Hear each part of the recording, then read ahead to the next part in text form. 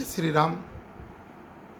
रामचरितमानस हमें बहुत सारे अनसुलझे प्रश्नों का उत्तर देती है, बहुत सारे रहस्यों से पर्दा हटा देती है। ऐसे एक प्रश्न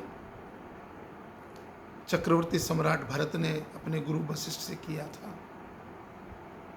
कि हे प्रभु, भगवान राम का राज्याभिषेक सर्वाधिक शुभ मुहूर्त में संपूर्ण रीतियों से, सारे रिवाजों से, शास्त्रोक्त विधियों से किया गया था, और ऐसे ही श्री राम सीता का विवाह भी सर्वाधिक शुभ मुहूर्त में सारे रीति रिवाज से संस्कार पूर्ण किया गया था। फिर क्या कारण थे कि दोनों के जीवन में वैवाहिक सुख नहीं था?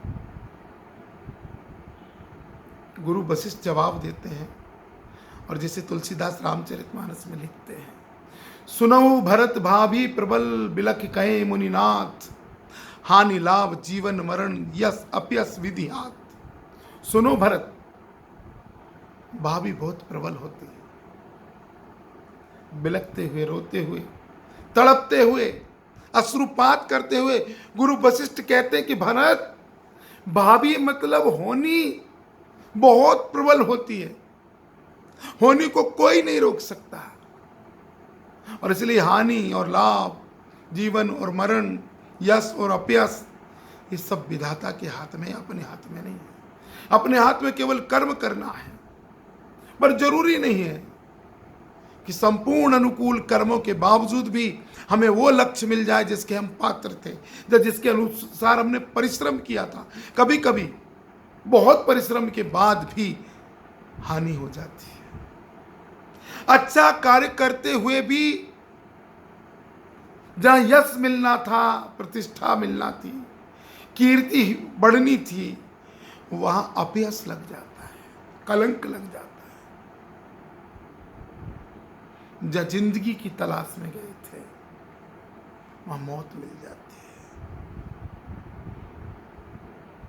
ये परमात्मा को जो करना होता है, विधि को जो करना होता है, विधाता को जो करना होता है, वही होता है।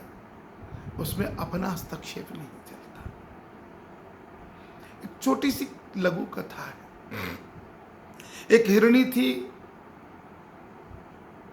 प्रसव का अंतिम समय चल रहा था।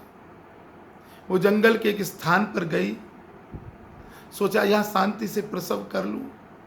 इधर उधर उसने दृष्टिपात किया, देखा तो एक तरफ बहुत गहरी नदी थी, एक तरफ खेत में जबरदस्त आग लगी थी, एक तरफ देखा तो शिकारी धनुष पर बाण चढ़ाए शिकार की तलाश में बैठा था, एक तरफ देखा तो शेर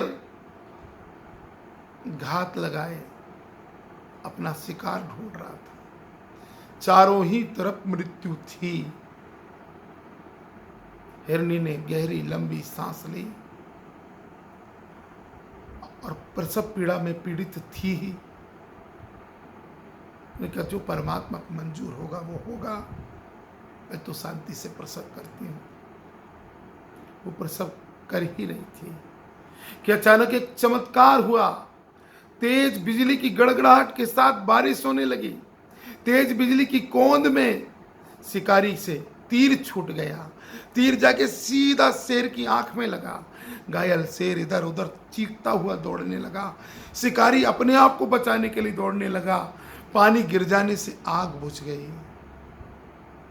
हिरणी ने शांति से प्रसव किया। शेर चला गया था। शिकारी अपनी जान बचाने में लगा था। आग बुझ चुकी थी। 1 मिनट पहले चारों तरफ मौत थी, 1 मिनट बाद चारों तरफ शांति। यही विधि का विधान है। हो यही वही जो राम रचि राखा। विधाता को जिसको सुख देना होता है, वो ना चाहे तो सुख मिलेगा। जिसको दुख देना हो, वो तमाम प्रयत्नों के बावजूद भी सुख नहीं पा सकता। जिसको लाभ देना होगा, विधाता उसको लाभ देगा। जिसको यश देना होगा, उसको यश देगा। बहुत सारी दुनिया में अपात्र लोग बहुत ऊंचाइयों पर हैं, कई सहयोग लोग बहुत पीछे हैं, उनकी प्रतिभाएं कुंठित हो गई हैं। इसमें किसी का दोष नहीं है, ये विधि का विधान है।